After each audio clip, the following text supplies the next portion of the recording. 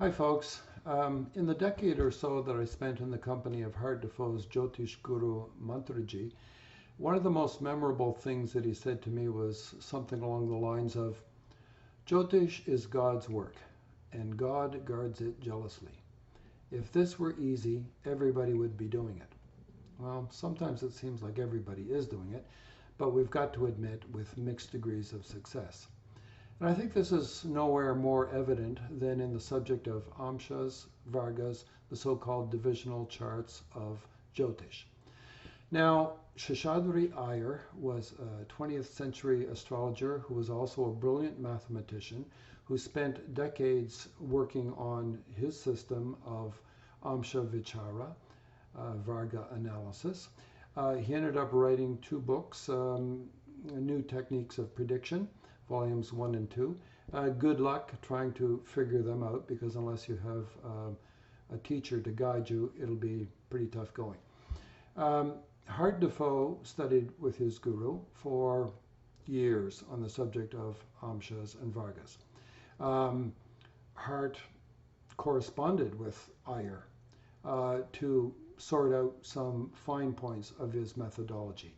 And once that was all squared away, he taught it multiple times in the 1 week intermediate course of his Jyotish trilogy that went on for probably a decade. So it's a very useful methodology that allows us to get a grip on what's going on in the Amshas.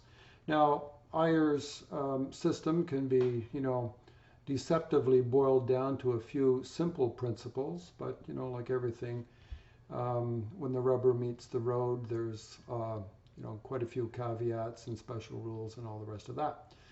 But let me try to synthesize it ever so briefly.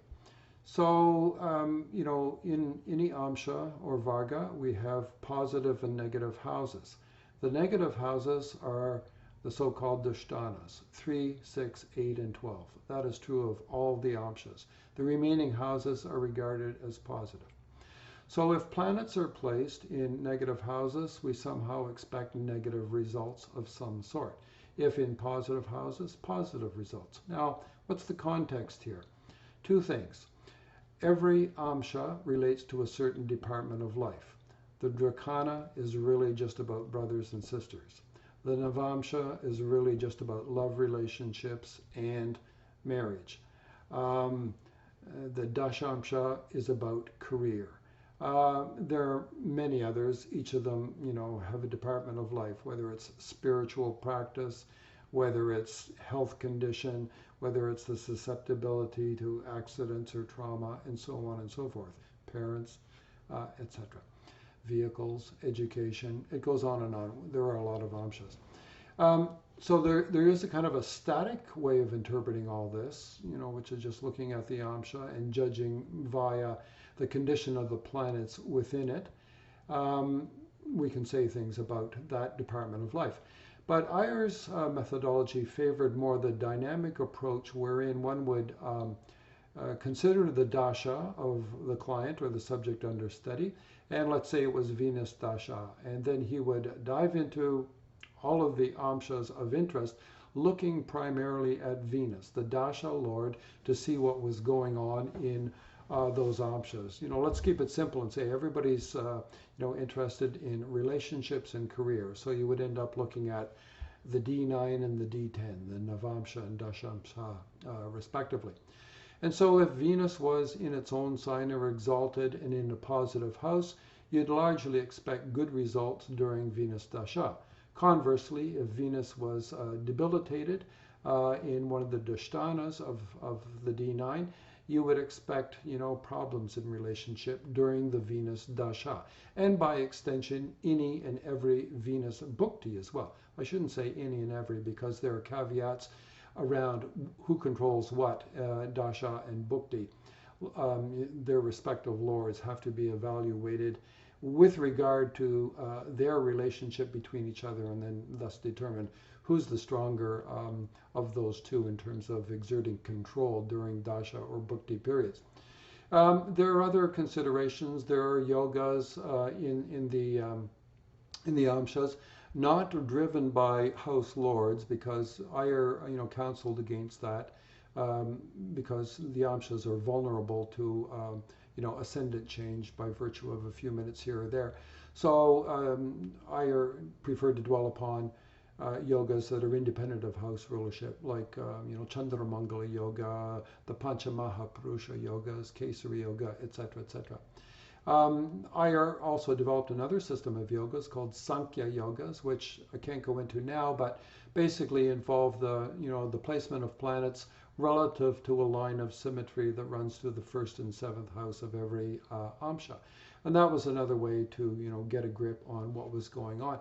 And some of these are quite striking in their potential to reverse your common expectations. Another concept that he used too is that of soul enemy, which is every planet has a soul or unique enemy, which is driven by the Vimshotri Dasha cycle. So, for instance, Saturn's soul enemy is the moon. Rahu's soul enemy is Venus.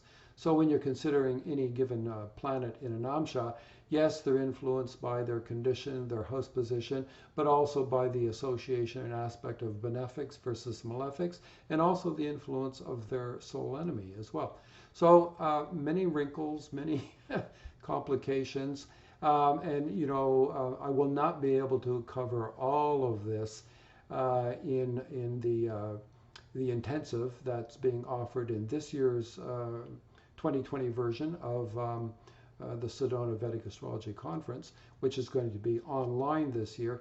But I will certainly cover all of these high points. And for anyone who attends this course, you will immediately come away with some very practical tools that you will be able to use to sort out the very murky business of Amsha Varga Vichara, which will enable you to do things with that whole aspect of Jyotish that you had hitherto not suspected you would be able to get your head around.